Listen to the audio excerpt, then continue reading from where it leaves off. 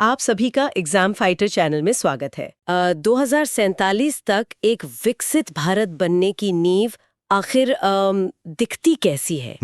मतलब दुनिया की सबसे तेजी से बढ़ती अर्थव्यवस्था के इस नए बजट में ऐसा क्या खास है जो इसे पिछले सालों के वित्तीय लेखा जोखा से बिल्कुल अलग बनाता है? बिल्कुल, ये एक बहुत ही जरूरी सवाल है। हाँ, तो आज के इस गहन विश्लेषण में हम इन्हीं सवालों की तह तक जाएंगे।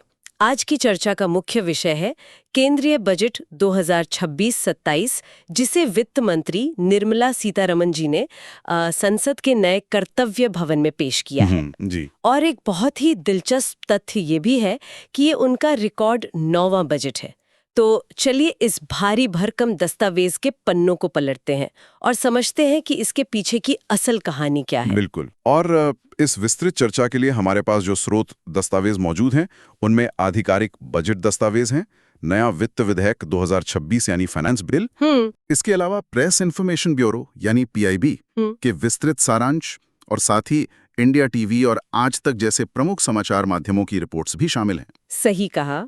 आज का हमारा लक्ष्य केवल इन आंकड़ों को पढ़ना नहीं है, बल्कि इन तकनीकी और जटिल वित्तीय दस्तावेजों को पूरी तरह से डिकोड करना है। जी। हम ये गहराई से समझेंगे कि सबका साथ सबका विकास के दृष्टिकोण के तहत जो 7 रणनीतिक क्षेत्र तय किए गए हैं, कृषि व्यवस्था में जो बदलाव हुए हैं और सबसे महत्वपूर्ण आयकर। हाँ, आयकर ढांचे में जो ऐतिहासिक बदलाव किए गए हैं, उनका आम जनजीवन और देश के भविष्य पर क्या असर पड़ने वाला है। तो शुरुआत करते हैं सबसे बड़ी तस्वीर से। इस पूरे बजट को एक बड़े परिदृश्य में रखकर देखें तो हमारे स्रोत दस्तावेज स्पष्ट करते हैं कि ये पूरा ढांचा 3 मुख्य स्तंभ हो या कहें कि प्राथमिक कर्तव्यों पर टिका हुआ है। ठीक है। पहला स्तंभ है आर्थिक विकास को गति देना और उस गति को लंबे समय तक बनाए रखना। दूसरा है नागरिकों की क्षमता का निर्माण करना, यानी स्किलिंग और एजुकेशन के जरिए लोगों को तैयार करना। और तीसरा, जो शायद सबसे अहम है, लास्ट माइल इंक्लूजन। जी, अंतिम छोर तक समावेश। इसी बड़े विजन को जमीन पर उतारने के लिए सार्वजनिक पूंजीगत व्यय, जिसे हम पब्लिक कैपिटल एक्सपेंडिचर भी कहते हैं, उसे बढ़ाकर 12,20,000 करोड़ रुपए कर दिया गया है। ये सिर्फ एक बड़ा नंबर नहीं है। पूंजीगत व्यय का मतलब होता है वो पैसा जो लंबे समय तक टिकने वाले बुनियादी ढांचे पर खर्च होता है, जैसे सड़कें, पुल, रेलवे। बिल्कुल, जो अंततः रोजगार पैदा करता है। और इस बड़े आवंटन में एक और दिलचस्प बात जो स्रोत में उभर कर आई है, वो है केंद्र शासित प्रदेशों के लिए सीधा और भारी फंड। जैसे मैं दस्तावेजों में देख रही थी कि अंडमान और निकोबार के लिए 6,680.94 करोड़ रुपए, जी। चंडीगढ़ के लिए 5,720.17 करोड़ रुपए और लद्दाख के लिए 4,869.31 करोड़ रुपए का सीधा आवंटन किया गया है। ये दिखाता है कि विकास केवल मुख्य भूमि तक सीमित नहीं है। जी, और बुनियादी ढांचे के विस्तार की रणनीति केवल बड़े महानगरों तक ही सीमित नहीं है। दस्तावेज बताते हैं कि इस बार टियर 2 और टियर 3 शहरों पर अभूतपूर्व जोर दिया जा रहा है। विशेष रूप से वो शहर जिनकी आबादी 5 लाख से अधिक है, उनके लिए एक नई योजना है। हर ऐसे शहरी आर्थिक क्षेत्र के विकास के लिए 5,000 करोड़ रुपए का आवंटन किया गया है। मतलब आने वाले समय में आर्थिक गतिविधियां सिर्फ दिल्ली, मुंबई या बेंगलुरु तक सीमित नहीं रहेंगी। बिल्कुल नहीं। छोटे शहरों में भी वो बुनियादी ढांचा तैयार होगा जो वहां उद्योगों और निवेश को आकर्षित कर सके। और इन शहरों को जोड़ने के लिए कनेक्टिविटी का जो ताना बाना बुना जा रहा है, वो भी बहुत विशाल है। कनेक्टिविटी को और तेज करने के लिए ग्रोथ कनेक्टर के रूप में 7 हाई स्पीड रेल कॉरिडोर्स विकसित करने का प्रस्ताव रखा गया है। इन कॉरिडोर्स में मुंबई, पुणे, दिल्ली, वाराणसी जैसे प्रमुख मार्ग शामिल हैं। कनेक्टिविटी की बात करें तो माल ढुलाई और व्यापार को सुगम बनाने पर भी बड़ा फोकस है। पूर्वी तट औद्योगिक गलियारे के तहत पूर्व में डानकुनी से लेकर पश्चिम में सूरत तक एक बिल्कुल नया माल ढुलाई कॉरिडोर स्थापित किया जाएगा। ये बहुत बड़ा प्रोजेक्ट है। हाँ, और इसके अलावा जलमार्गों का भी बहुत रणनीतिक विस्तार हो रहा है। उदाहरण के लिए ओडिशा में राष्ट्रीय जलमार्ग 5 का संचालन शुरू होगा। अच्छा। ये जलमार्ग भारी खनिज संपन्न क्षेत्रों को सीधे बड़े बंदरगाहों से जोड़ेगा। ये तो हुए बड़े औद्योगिक और माल ढुलाई के प्रोजेक्ट। लेकिन अगर हम थोड़ा पर्यटन की बात करें तो वहां भी कई नई और दिलचस्प पहले हैं। दुर्गम और पानी से घिरे क्षेत्रों को जोड़ने के लिए समुद्री विमान यानी सी प्लेन के स्वदेशी निर्माण को बढ़ावा दिया जा रहा है। सी प्लेन। सोचिए, आने वाले समय में देश के भीतर सी प्लेन से यात्रा करना कितना आम हो सकता है। इसके साथ ही भारत की प्राचीन सांस्कृतिक विरासत को सहेजने के लिए लोथल और धौलावीरा जैसे 15 पुरातात्विक स्थलों का विकास किया जाएगा। जी। और पूर्वोत्तर राज्यों में भी पर्यटन को एक नई दिशा देने के लिए एक विशेष बौद्ध सर्किट का निर्माण किया जाएगा। ये सारे कदम निश्चित रूप से घरेलू बुनियादी ढांचे को बहुत मजबूत करेंगे।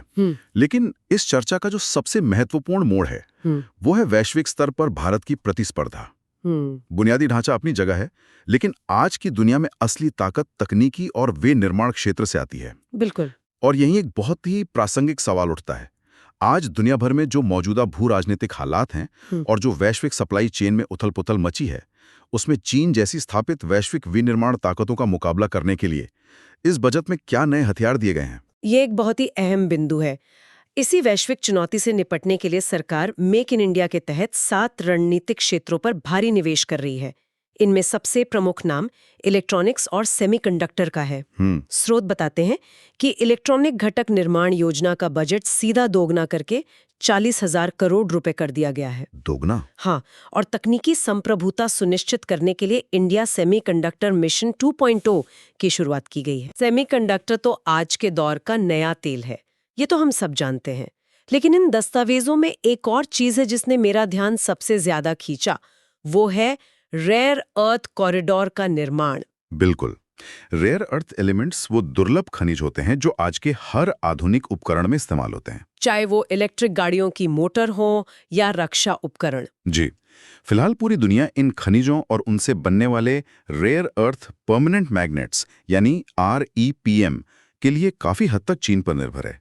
इस बजट में ओडिशा, केरल, आंध्र प्रदेश और तमिलनाडु में इन मैग्नेट्स के खनन और निर्माण के लिए विशिष्ट कॉरिडोर बनाने का ऐलान किया गया है। इसका सीधा सा लक्ष्य ये है कि महत्वपूर्ण खनिजों के आयात पर हमारी निर्भरता खत्म हो।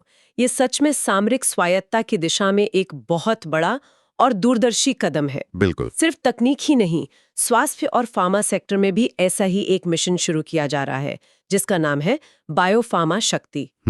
भारत को वैश्विक दवा विनिर्माण केंद्र बनाने के लिए अगले 5 वर्षों में 10,000 करोड़ रुपए का आवंटन किया गया है। इसके लिए 3 नए राष्ट्रीय फार्मास्यूटिकल शिक्षा और अनुसंधान संस्थान यानी नाइपर भी खोले जाएंगे। और विनिर्माण की इस पूरी कड़ी को जोड़ने के लिए रसद यानी लॉजिस्टिक्स का मजबूत होना बहुत जरूरी है। जी, इसीलिए 10,000 करोड़ रुपए की एक कंटेनर विनिर्माण योजना लाई गई है, ताकि हम कंटेनर्स के लिए दूसरों पर निर्भर ना रहें। जी। इसके साथ ही आर्टिफिशियल इंटेलिजेंस उत्कृष्टता केंद्र के लिए 500 करोड़ रुपए का भी आवंटन है। देखिए, बड़ी बड़ी फैक्ट्रियां, चिप मैन्युफैक्चरिंग और AI की बातें तो भविष्य के लिए बहुत शानदार हैं, लेकिन इस हाई टेक विजन के बीच ग्रामीण भारत और छोटे उद्योगों के लिए क्या खास है? बजट में किसानों के लिए 5 बड़े ऐलान किए गए हैं। इनमें सबसे पहला है किसान क्रेडिट कार्ड यानी KCC की सीमा को बढ़ाना। जी, पहले ये सीमा 3 लाख रुपए हुआ करती थी, जिसे अब बढ़ाकर सीधा 5 लाख रुपए कर दिया गया है। सही कहा। दूसरा बड़ा ऐलान मत्स्य पालन से जुड़ा है। 500 जलाशयों और अमृत सरोवरों का विकास किया जाएगा। इसके अलावा जो मछुआरे एक्सक्लूसिव इकोनॉमिक जोन में मछली पकड़ते हैं, उन पर ड्यूटी पूरी तरह से फ्री कर दी गई है। 1 मिनट यहाँ रुकते हैं। जो श्रोता इस शब्द से नहीं है, उनके लिए ये एक्सक्लूसिव इकोनॉमिक जोन या EEZ असल में क्या होता है? एक्सक्लूसिव इकोनॉमिक जोन समुद्र का वो हिस्सा होता है जो किसी देश के तट से लगभग 200 नॉटिकल मील दूर तक फैला होता है। इस बजट में यह तय किया गया है कि इस गहरे समुद्र से जो भी मछली पकड़ी जाएगी, उस पर कोई ड्यूटी नहीं लगेगी। बहुत स्पष्ट है। तीसरा कदम उच्च मूल्य वाली फसलों को लेकर है। तटीय और पहाड़ी क्षेत्रों में नारियल, काजू, चंदन जैसी फसलों को बढ़ावा देने के लिए विशेष योजनाएं हैं। और चौथा ऐलान है PM किसान सम्मान निधि का, जो सालाना 6,000 रुपए की मदद है, वो जारी रहेगी। और 5वां ऐलान जो मुझे बहुत दिलचस्प लगा, वो है भारत विस्तार। हाँ, ये एक नया बहुभाषी कृत्रिम बुद्धिमत्ता यानी AI टूल है। ये एग्रीस्टैक और भारतीय कृषि अनुसंधान परिषद ICAR के डेटा को जोड़कर किसानों को मौसम, कीट प्रबंधन और बाजार की जानकारी देगा। सीधे किसान के मोबाइल पर, वो भी उसकी भाषा में। महिला सशक्तिकरण की बात करें तो लखपति दीदी योजना का विस्तार करते हुए शी मार्ट्स यानी सेल्फ हेल्प एंटरप्रेन्योर मार्ट्स की स्थापना की जाएगी। और जब हम जमीनी अर्थव्यवस्था की बात कर रहे हैं तो एमएसएमई सेक्टर बहुत अहम है। इसके लिए 10,000 करोड़ रुपए का विकास फंड है और क्रेडिट गारंटी कवरेज को 5 करोड़ से बढ़ाकर 10 करोड़ रुपए कर दिया गया है। साथ ही ट्रेड्स प्लेटफॉर्म के माध्यम से भी मदद दी जाएगी। श्रोताओं के लिए बता दूं कि ट्रेड्स एक ऐसा ऑनलाइन प्लेटफॉर्म है जहां छोटा व्यापारी अपने पेंडिंग बिल अपलोड कर सकता है और बैंक उस आधार पर उसे तुरंत नकद पैसा दे देते हैं। जी, जिससे छोटे व्यापारियों का पैसा नहीं फंसता। तो ये सारे कदम तो बुनियादी स्तर के लिए हो गए। अब उस विषय पर आते हैं जिसका इंतजार हर कोई कर रहा होगा, आयकर और वित्तीय सुधार। इस बजट से आम आदमी और नौकरी पेशा वर्ग को क्या मिला? सबसे बड़ी खबर तो यही है कि 1961 के पुराने आयकर अधिनियम को पूरी तरह से खत्म कर दिया गया है। एक नया सरलीकृत आयकर अधिनियम 2025 लाया गया है, जो 1 अप्रैल 2026 से लागू होगा।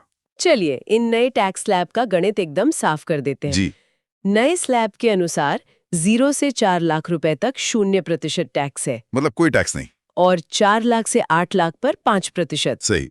8 लाख से 12 लाख पर 10%, 12 लाख से 16 लाख पर 15%, 16 लाख से 20 लाख तक 20%, 20 लाख से 24 लाख पर 25% और 24 लाख रुपए से अधिक की आय पर 30% का टैक्स है। स्लैब तो ठीक है, लेकिन समझने वाली बात यह है कि नई कर व्यवस्था के तहत धारा 87A की छूट सीमा 25,000 रुपए से बढ़ाकर 60,000 रुपए कर दी गई है। सिक्का सीधा सा मतलब ये है कि 12 लाख रुपए तक की आय पर कोई टैक्स नहीं लगेगा। और नौकरी पेशा के लिए फायदा ये है कि 75,000 रुपए के स्टैंडर्ड डिडक्शन के साथ एक वेतन भोगी व्यक्ति 12,75,000 रुपए तक की कमाई पर बिल्कुल 0 टैक्स देगा। ये बहुत बड़ी राहत है। अन्य टैक्स बदलावों में विदेश यात्रा पैकेजों और LRS यानी शिक्षा व चिकित्सा पर TCS घटाकर एक समान 2% कर दिया गया है। और IT सेवाओं के लिए सेफ हार्बर सीमा 300 करोड़ से बढ़ाकर 2,000 करोड़ रुपए कर दी गई है। बिल्कुल।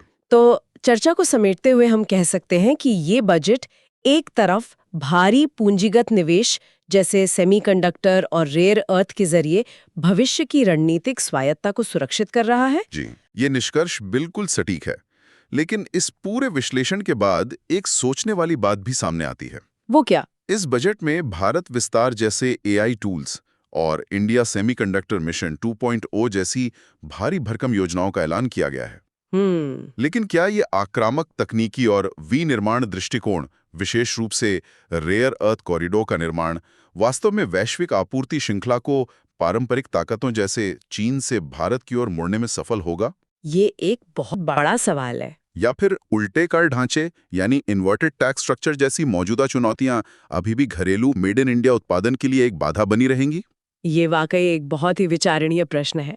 श्रोताओं के लिए ये एक बहुत ही शानदार विषय हो सकता है कि वो खुद इन मूल दस्तावेजों को पढ़ें और इस दिशा में अपना खुद का शोध करें। इसी के साथ हम आज के इस डीप डाइव को यहीं समाप्त करते हैं। श्रोतों की इस विस्तृत चर्चा में हमारे साथ जुड़ने के लिए बहुत बहुत धन्यवाद।